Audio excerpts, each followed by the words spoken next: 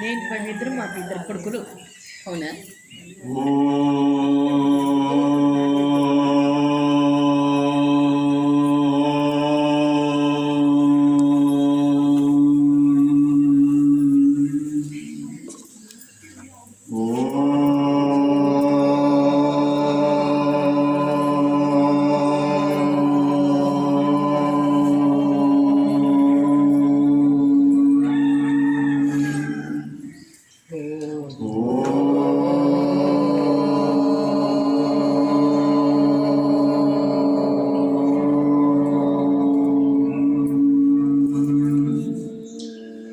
गुरु ब्रह्मा गुरु विष्णु गुरुदेवो महेश्वरः गुरु साक्षात् परब्रह्म तस्मै श्री गुरवे नमः। आपदापहर्तारं दातारं सर्वसम्पदां लोकाभिरामं श्रीरामं भूयो भूयो नमाम्यहम्। मनोजवं मारुततुल्यवेगं जितेन्द्रियं बुद्धिमतां वरिष्ठं वातात्मजं वानरयूथमुख्यं श्रीरामदूतं शिरसा नमामि। हरि ओं। భగవద్బాంధవులారా, గోదాదేవి భక్తులారా, అందరికీ హృదయపూర్వక వందనాలు. మనం 11వ పాసురాన్ని అనుసంధానం చేసుకుందాం. ఈ 11వ పాసురంలో కులశేఖర ఆళ్వార్ 12 కదా 12వ పాసురము కులశేఖర ఆళ్వార్. ఏం మాట్లాడతారు రికార్డ్ అవుతుంది. ఈ కులశేఖర ఆళ్వార్ గురించి ఈయన కేరళ దేశానికి రాజు. ఈ కులశేఖర ఆళ్వార్లో గొప్పతనం ఏంటంటే ఇటు శ్రీకృష్ణుని భక్తి ఇటు రాముని భక్తి రెండు ఉన్నటువంటి వ్యక్తి ఒకటి. రెండోది, ఈయన లక్ష్మణుని వలె భగవంతుని ఆరాధన చేస్తాడు, శత్రుఘ్నుని వలె భరతుని ఆరాధన చేస్తాడు. అంటే భక్తుని ఆరాధన చేస్తాడు. కులశేఖర ఆళ్వార్ ఇటు భగవంతుని ఆరాధన భక్తుని కూడా ఆరాధన చేస్తాడు. అలాంటి గొప్ప భక్తుడు ఈ కులశేఖర ఆళ్వార్. ఈయన ఉదాహరణకి ఏంటంటే మనం నిన్న చెప్పుకున్నాం కదా, ఏమిటంటే ఒక రామాయణాన్ని నాటకం ప్రదర్శిస్తున్నప్పుడు రావణాసురుడు సీతమ్మని వెతుకపోయే ఘట్టం ప్రదర్శిస్తుంటే సీతమ్మని వెతుకపోవడం చూసి సీతమ్మని వెతుకపోతున్న రావణాసురుడని తన్మయత్వం చెంది సైనికులను పిలిచి ఆ రావణాసురుడు దండెత్తడానికి బయలుదేరుతున్నాడు.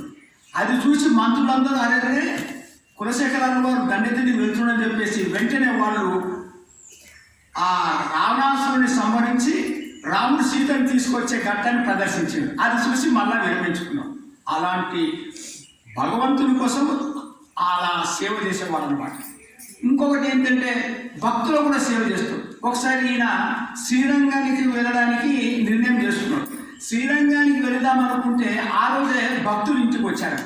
భక్తుల సేవనే భగవంతుని సేవ అని చెప్పేసి శ్రీరంగాన్ని పోస్ట్ పోన్ చేసి భక్తులకు సేవ చేశాడు. అలాంటి వాడు ఈ కులశేఖర ఆళ్వార్. ఈ కులశేఖర ఆళ్వార్ ఎలాంటి వాడో ఇలాంటి ఈ రోజున్న గోపిక కూడా అలాంటి తత్వంతో ఉన్నటువంటి అమ్మాయి.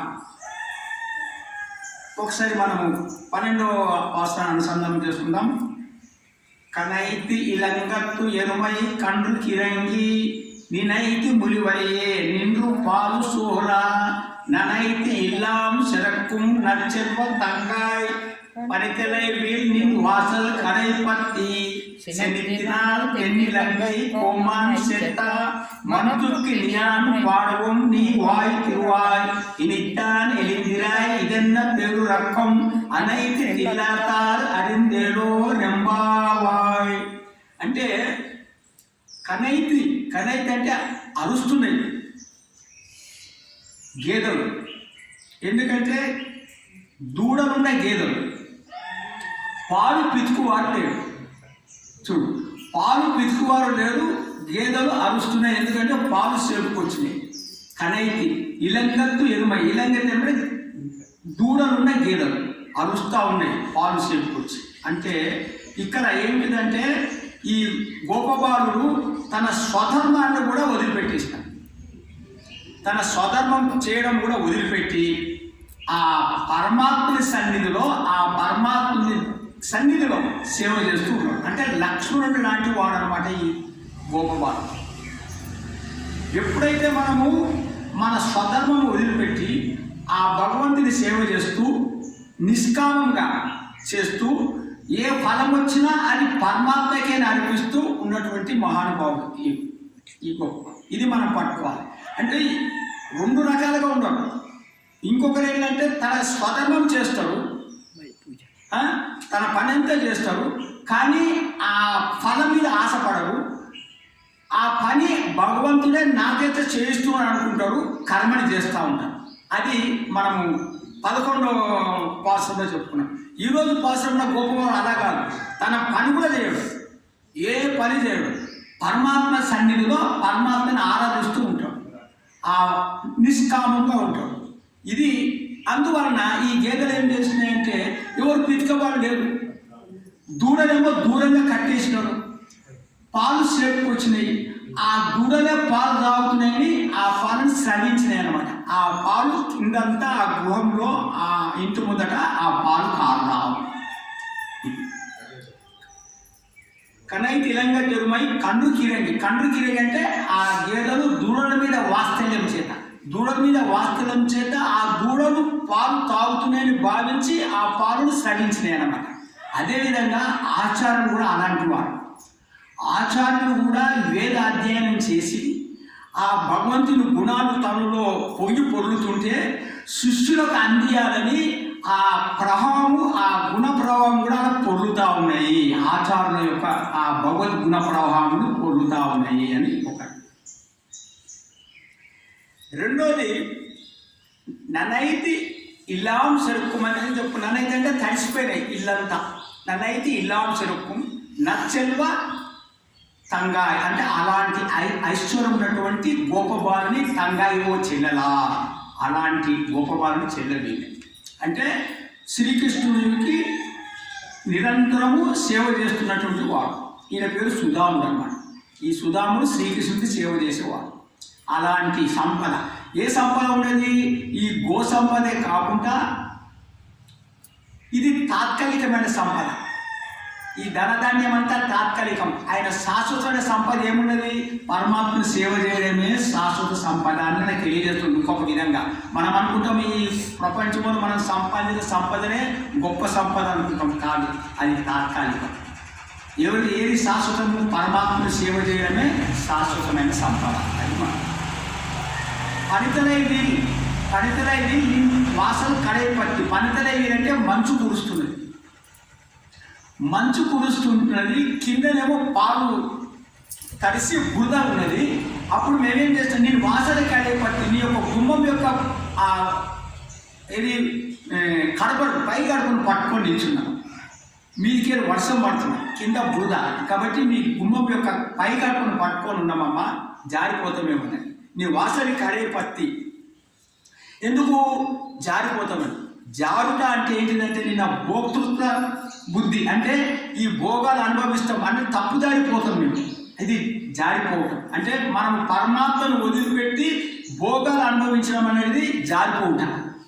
భోగాలు అనుభవిస్తున్నాం అంటే మనం జారిపోతున్నాం అనమాట, పరమాత్మనికి దూరం అయిపోతున్నాం. అందుకోసమే కడైపత్తి గుమ్మం పట్టుకున్నది. అదే నిన్న నేను ఒక బొమ్మ మీకు చూపెట్టాను. ఏంటిదంటే ఇది విధంగా ఈ గుమ్మం ఇక్కడ ఓం, ఇది నారాయణాయ, పై గడప నా, కింది గడప మా. నా అంటే కాదు, మా అంటే నాది కాదు, మా అంటే నాది, నా అంటే కాదు. నా ఈ ఆత్మ పరమాత్మ కొరకే, నా కొరకు కాదు అని ఇది తెలియాలన్నమాట. ఈ పై గడప పట్టుకున్నాడు అనమాట. ఎవరు? ఈ గోపికలందరూ పట్టుకొని జారిపోతున్నాడు. ఏం పాడుతున్నారు ఇప్పుడు?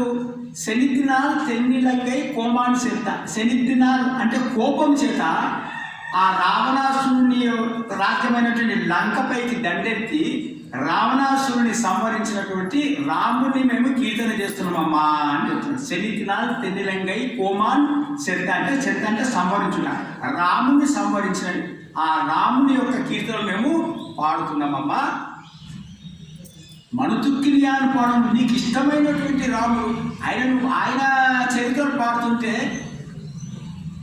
నీకెట్టికెడితేయో నువ్వు ఇంకా వాయి ఒక మాట కూడా మాట్లాడతలేవమ్మా. అప్పుడేమన్నా ఇనిద్దానే నిందిన ఇంకా ఇదే నిద్రనమ్మా, ఇదన్నా పేరు రకం, ఇదెంత ముద్దు నిద్ర ఉన్నావు, నీ యొక్క అనేది తిల్లతలు అందరూ తెలుసుకున్నారమ్మా, మేమందరం నీ ఇంటి మీద వచ్చినామని అందరూ తెలుసుకున్నావు, నువ్వు వచ్చి మా గోష్ఠిలో చేరి మాకు కూడా ఆ యొక్క భగవంతుని గుణాలు అనుభవించదేమమ్మా అని కోరుకున్నాను. హరే నమః, హరే నమః. మనము 11వ పాసురంలో వెళ్దాం. అంటే ఈరోజు 8వ గోపికను చెప్తున్నాం. 13వ పాసురంలో 8వ గోపిక. ఈ 8వ గోపిక అంటే ఇక్కడ ఎవరు అల్వారులు చెప్తున్నారు అనమాట? విష్ణు చిత్తుడు. విష్ణు చిత్తుని అల్వారులను దృష్టి పెట్టుకోవాలన్నమాట. ఇప్పుడు 8వ గోపిక చెప్తున్నప్పుడు ఎవరు విష్ణు చిత్తుడు? ఈయననే భట్టనాథ. ఈయననే అంటే భట్ట అనే వంశంలో పుట్టినటువంటి వాడు, ఆ భట్ట వంశంలో శ్రేష్ఠుడు అనమాట. అందుకోసమే భట్టనాథ అన్నాడు. ఈయన విష్ణు చిత్తుడు. ఈ విష్ణు చిత్తుడు ఏం చేసినాడంటే తన జీవితంలో ఈయన ఏ అంశంతో వచ్చిందంటే పరమాత్మ యొక్క రథ అంశంతో వచ్చింది. రథం నుంచి ఆ అంశం అంటే రథం అంశం. ఎట్లా మనం ఆయుధాలతో వచ్చినారు కదా అల్వార్లు, మనం చెప్పుకున్నటువంటి ఏంటి, శంఖము, గద, ఖడ్గము, సుదర్శన చక్రము, ధనుస్సు, ఈ 5 పంచాయుధాలతో వచ్చినాడు. ఇప్పుడు ఈ విష్ణు చిత్తుడు రథహంసంతో వచ్చినాడు. ఈయన గొప్పతనం ఏంటిదంటే ఈయన ఏ కైంకర్యం చేసేవాడంటే మాల తయారు చేయడం, పూలమాల, తులసి మాల తయారు చేసి ఆ పరమాత్మకి అర్పించడం. ఈ మాలలు అర్పించడం అంటే పరమాత్మకు చాలా ఇష్టం. ఇదే చేసేవాడు ఈయన. ఈ మాల అర్పించడం కోసము ఈయన ప్రత్యేకంగా ఒక పూల తోటని సాగు చేస్తున్నాడు. అందులోనే ఒక తులసి తోట కూడా ఉన్నదన్నమాట. ఈ పూల తోట, తులసి తోటలో ఈయన చేసి ఆ మాలలు, ఆ పూల మాలలు, తులసి మాలలు తయారు చేసి నిరంతరము వటపత్ర సాయికి ఈయన అర్పిస్తూ ఉన్నాడు. ఎవరు? విష్ణు చిత్తుడు. ఇలా చేస్తూ ఉంటే ఒకరోజు ఆ పొలంలో నీళ్లు పెడుతున్నప్పుడు అయోనిజ అనేటువంటి ఆండాలు దొరికింది ఈ విష్ణు చిత్తునికి. ఆ ఆండాలు ఎంత ఉన్నదంటే కోమలం ఉన్నదంట. అందుకోసమే గోదయి పెట్టాడంటే చాలా సుకుమారంగా ఉన్నది. ఇలా పువ్వు ఎంత మెత్త ఉంటుందో అంత మెత్త ఉన్నదంట. అందుకోసమే కోదయ అన్నారు. కోదయ అంటే సుకుమారం. ఆ కోదయ గోదగా అన్నారు. సో అలాంటి సుకుమారమైనటువంటి ఆ గోదని తెచ్చుకొని పెంచి పెట్టేదేస్తూ నిరంతరం ఇలా సాగుతుంది. ఇది గోదాదేవికి పెంచింది కాబట్టి ఈయనకు పెరియాళ్వార్ అనే పేరు వచ్చింది. ఎందుకు పెరియాళ్వార్ అనే పేరు వచ్చిందంటే పాండ్య దేశంలో వల్లభరాయుడు అనే రాజు ఉన్నాడు. ఆయన ఏం చేసినాడంటే పరతత్వం గురించి చెప్పాలి. ఎవరైతే పరతత్వం చెబుతారో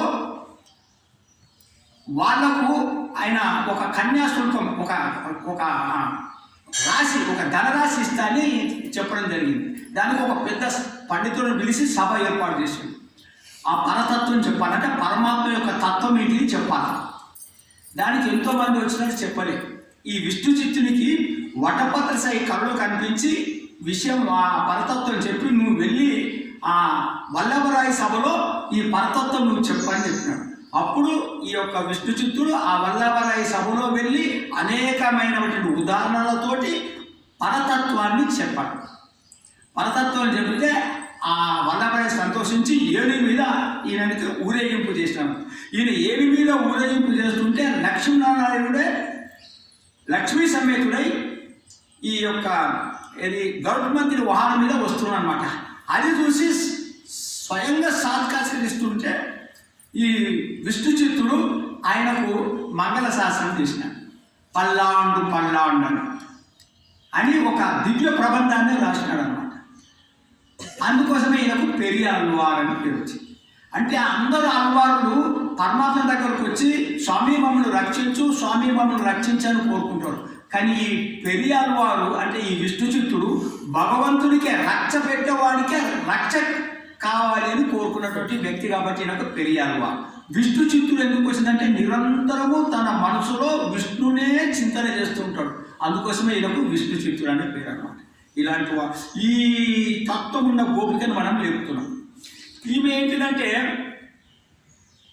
మనం ఒకసారి పాసం అనుసంధానం చేసుకుంటాం.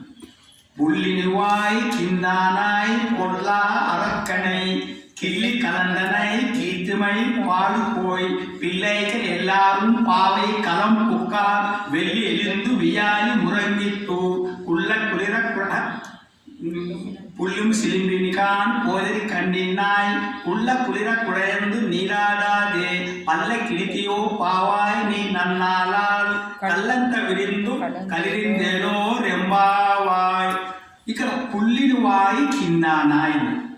ఈమె భాగవతము, రామాయణము, గీత, పురాణాలన్నీ ఇందులో తీసుకొని పెట్టి ఇది మనం గమనించాలి. ఎంత ఈ 30 పాసలలో మనకు అనిపిస్తుంది. పుల్లిని వాయి కింద నాయ అంటే ఒక పుల్లిని వాయి అంటే ఒక పక్షి వాయి అంటే నోరు, కింద అంటే చీల్చి చెందాలి. ఏంటిది ఇది? ఇంతనే రాస్తున్నాం మనం. పుల్లి వాయు కింద నాయ. పుల్లిని అంటే పక్షి, వాయు అంటే నోరు, కింద అంటే రెండుగా చీల్చి. ఇంతే. మూడో ముచ్చట చెప్పింది అంటే భాగవతముకి వెళ్ళిపోవాలి. భాగవతంలో ఏం చెప్తుందంటే ఒక కొంగ చెరువు ఒడ్డున ఉండి ధ్యానంలో ఉంటుంది. ఎందుకు? చేపలు పడతారు. ఆ కంసుడు బకాసురుడు పంపిండు అనమాట, రాక్షసుని పంపిండు. ఆ రాక్షసుడు కృష్ణుడు చంపుదామని ఈ కొంగలో ఆవేశం చేసిండు. వాడు రాక్షసుడు కొంగలో ఆవేశం చేసి అక్కడ ఉన్నాడు. ఎప్పుడు కృష్ణుడు చంపుదామని. శ్రీకృష్ణుడు ఇది గమనించి ఈ కొంగని రెండు ఆ దౌడను చీల్చి సంహరించాడు. అంటే కొంగ అంటే ఇక్కడ ఏంటిది మనకు తెలుస్తుంది. కొంగను సంహరించిందంటే ఒక దంభాన్ని సంహరించాలి. దంభం అంటే ఏంటిది? దంభం అంటే పైకి ఒకటి, లోపల వేరే. పైకి ఏం చేసింది కొంగ ఏంటి? హింసించే నేచర్. కానీ సాధువులకు ఉండి జపం చేస్తున్నట్టు ఒంటి కాలంగా నిల్చుంటుంది. ఇక చేప రాగానే టక్ పట్టుకుంటుంది. అంటే పైకేమో సాధు లక్షణము, లోపలనేమో కపట లక్షణం. దీన్ని దంభం అంటారు. ఈ దంభం మనలో పోవాలి. మనం కూడా అందరూ నామాలు పెట్టుకుంటారు, ఇవి పెట్టుకుంటారు, ఓహో చాలా భక్తులు అనుకుంటారు. కానీ గుణం మనకు తెలియదు. వాడు నామాలు పెట్టుకొని అందరిని మోసం కూడా చేయొచ్చు. సో దీని దంభం.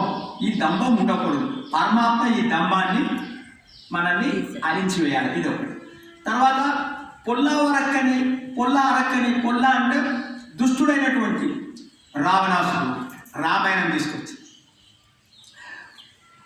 బ్రహ్మ ఇచ్చిన వరము చేత రావణాసురుడు మంచి సాధువులను హింసిస్తున్నాడు, చాలా పాపమైన పనులు చేస్తున్నాడు, దుష్టత్వం చేస్తున్నాడు, తనది కాని దాన్ని తాను తెచ్చుకుంటున్నాడు. ఇది అహంకారం.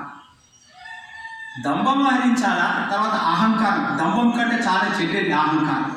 ఈ అహంకారం అంటే ఏంటిది? ఇంకొక విధంగా తను కాని దాన్ని తాను అనుకోవడం. ఇప్పుడు ఇది దేహం, నేనేమనుకున్నా ఇదే ఆత్మ అనుకుంటున్నా. ఇదే మనం చేస్తున్న పొరపాటు.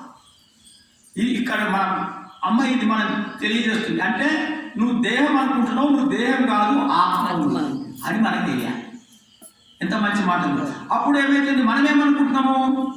ఈ దేహమే ఆత్మ అంటున్నాం. ఈ దేహం ఆత్మ కూడా ఏం చేస్తున్నాం? ఈ దేహాన్ని పోషిస్తున్నాం. మనం ఈ దేహంకి ఏమైనా అయిపోతే భయపడిపోతున్నాం. ఈ దేహం చనిపోతుందేమో అని అనుకుంటున్నాం. ఈ దేహం పోతుంది.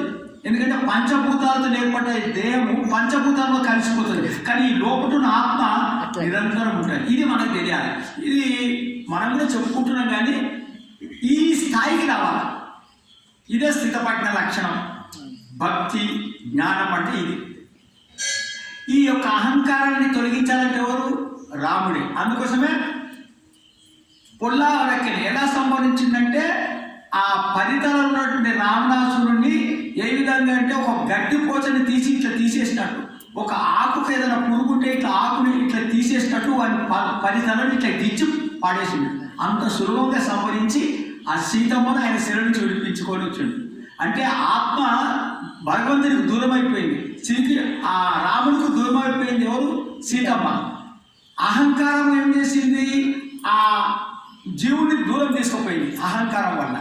అహంకారం ఎప్పుడైతే సంవరించిందో జీవుడు పరమాత్మ దగ్గరకు వచ్చేసింది. ఇది అన్నమాట పొల్లవరక్కని. ఈ విధంగా అమ్మ రాముని కీర్తిస్తూ కృష్ణుని కీర్తిస్తూ పాటలు పాడుకుంటూ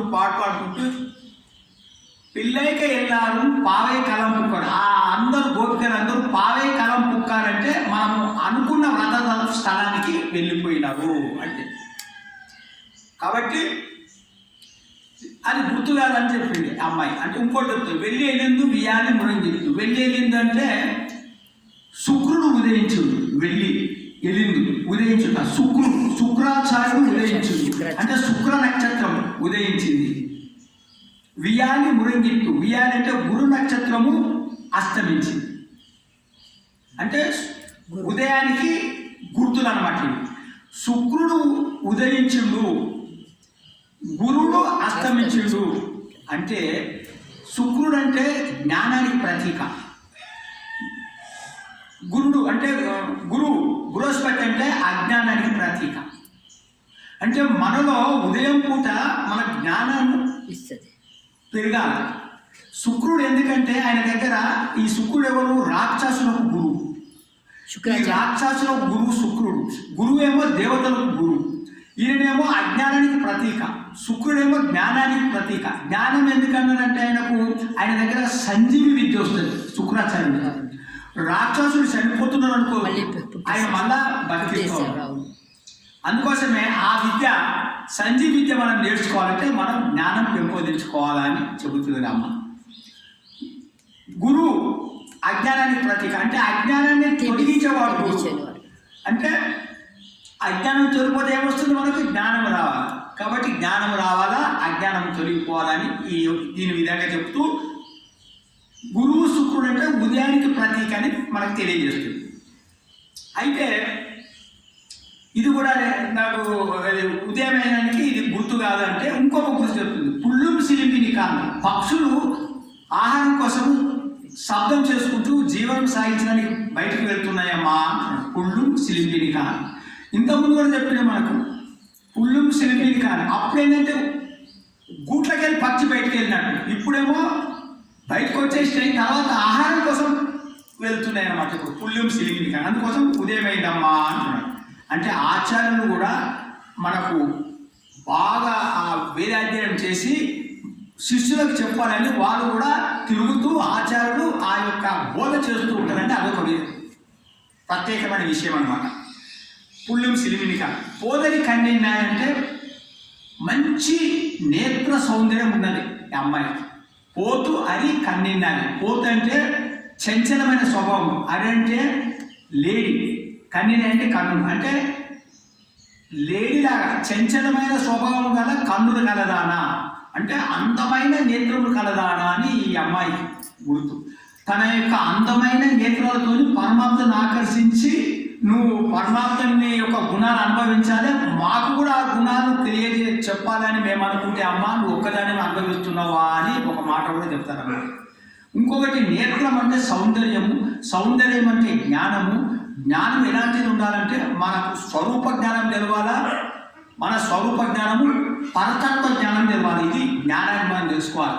స్వరూపం అంటే నేను ఎవరు తెలియాలి, మనం పరస్వరూపం అంటే పరమాత్మ తత్వం ఏంటో తెలియాలి. ఇది జ్ఞానం. నేత్ర సౌందర్యం అంటే జ్ఞానం. జ్ఞానం అంటే నా గురించి తెలుసుకోవాలి. నేనెవరిని? నేను భగవంతునికే చెందినవాడిని అని తెలియాలన్నమాట. నేను ఎవరికి చెందినవాడిని? భగవంతునికి చెందినవాడిని. నేను ఎవరిని? నన్ను భగవంతుడు రక్షిస్తాడు అని నాకు తెలియాలి. నేను భగవంతునికి దాసుడిని. ఇది స్వరూప జ్ఞానం అంటే. అంటే నేను పరమాత్మకు చెందినవాడిని, నేను పరమాత్మకు దాసుడిని, నన్నే పరమాత్మ రక్షిస్తాడు.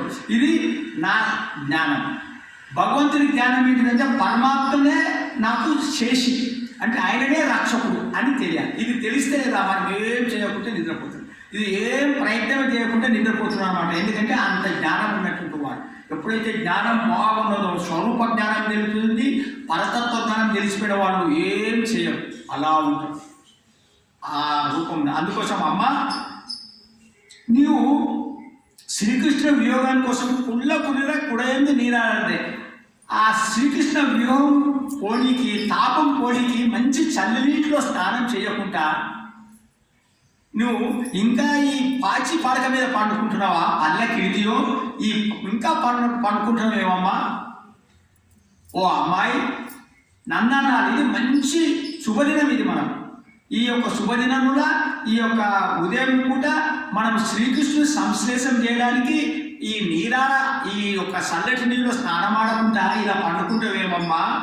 కళ్ళంతా విరిందు, నీ యొక్క కపటం వీడి మా గోష్ఠిలో వచ్చేది. కళ్ళంతా విరిందంటే, కళ్ళం అంటే కపటం, కపటం విడిచి కలరిందు మా మా యొక్క గోష్ఠిలో చేరి ఈ యొక్క వ్రతాన్ని జయప్రదం చేయమ్మా అని.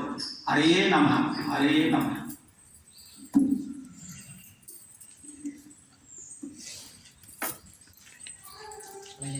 కవిత స్టార్ట్